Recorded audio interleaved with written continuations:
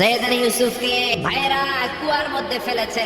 বণিক দল সৈয়দানা ইউসুফকে কুয়া থেকে নিয়ে মিশরে বিক্রি করছে। বিক্রি করার পরে মিশরের সেকেন্ড ইন পজিশন সেনাপতি আজিজে মিসর অনেক অনেক টাকা দিয়ে তাকে কিনে নিয়ে জুলাইখার হাতে দিয়েছে। জুলাইখার হাতে দেওয়ার পরে জুলাইখা তার নিজের ছেলের মতো মানুষ করতে শুরু করেছে। কিন্তু সৈয়দানা ইউসুফ যখন যুবক হয়ে গিয়েছে, ওনার চেহারা এত সুন্দর ছিল, জুলাইখা নিজেই ইউসুফের প্রেমে পড়ে গিয়েছে। জুলাইখা মাতোয়ারা হয়ে যখন কোনোভাবে ইউসুফকে আর কাবু করতে পারে না, তখন সৈয়দানা ইউসুফকে কাবু করার জন্য নিজের দাসীকে নির্দেশ দিয়েছে, কালী বাবা আজ রাত 12টায় আমার স্পেশাল প্রাসাদে 7টা দরজার মধ্যে বড় বড় তালা লাগিয়ে তুমি ইউসুফকে নিয়ে আসবা। ইউসুফের কাছে যেয়ে বলে, ইউসুফ জুলাইখা তোমারে ডেকে পাঠিয়েছে।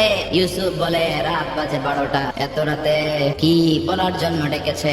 যাও, আগামীকাল সকালে আমি যে কথা শুনবো। কালী মামা বলে, না না, আগামীকাল সকালে গেলে হবে না, জুলাইখা এখন যেতে বলেছে। ইউসুফ চোখের পানি ছেড়ে দিয়ে আল্লাহর ডেকে বলে, আল্লাহ না জানি আজকে আমি আমার ঈমান হারা হয়ে যাই, না জানি আজকে আমি আমার চরিত্রটা হারাই রে মাবুদ। কালী মামা সৈয়দানা ইউসুফ আলাইহিস সালামকে নিতে লাগলো। সৈয়দানা ইউসুফকে স্পেশাল ঘরের মধ্যে ঢুকিয়ে কালী মামা আরেক দরজা দিয়ে বের হয়ে যায়। জুলাইখা বলে, ও ইউসুফ, বাঁচার কোনো মাধ্যম নাই, যে কোনো ভাবেই হোক আজকে আমি আমার মনোরঞ্জন করেই ছাড়বো, যেমন করেই হোক তোমার প্রেম আমি হাসিল করে ছাড়বো। জুলাইখা বলে, আমি তোমারে ভালোবাসি। সৈয়দানা ইউসুফ বলে, জুলাইখা আমি আল্লাহরে ভালোবাসি। সৈয়দানা ইউসুফ চোখের পানি ছেড়ে আল্লাহরে ডেকে বলে, আল্লাহ জীবনে কোনো অপরাধ করি না, এই বিপদ থেকে তুমি আমারে বাঁচাও। আল্লাহ বললেন, জিব্রাইল যাও যাও, তাড়াতাড়ি তুমি ইউসুফের কাছে যাও, আমার নবী ইউসুফরে বাঁচাও। আমার নবী ইউসুফের কানের সামনে যে বলো, দরজার দিকে দৌড়াও। জিব্রাইল কানের কাছে এসে বলো, ইউসুফ ইলা নাহিয়াতিল বাব। আল্লাহ বলছে দরজার দিকে দৌড়ান। সৈয়দনা ইউসুফ আল্লাহর উপর তাওয়াক্কুল করে দরজার দিকে দৌড়ালেন। প্রথম দরজার কাছে যাওয়ার সাথে সাথে মুহূর্তের মধ্যে টাস টাস করে প্রথম দরজার তালা খুলে যায়।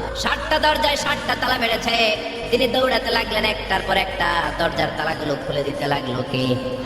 মুসার মতো ঈমান হলে রাস্তা হবে সাগর জলে, ইউসুফের মতো ঈমান হলে এক এক দরজা খুলে, ইব্রাহিমের মতো ঈমান যদি আজ থাকে বিদ্যমান, অগ্নিকুণ্ডে দেখতে পাবে খুব সুরতে ফুলবাগান। সুবহানাল্লাহ।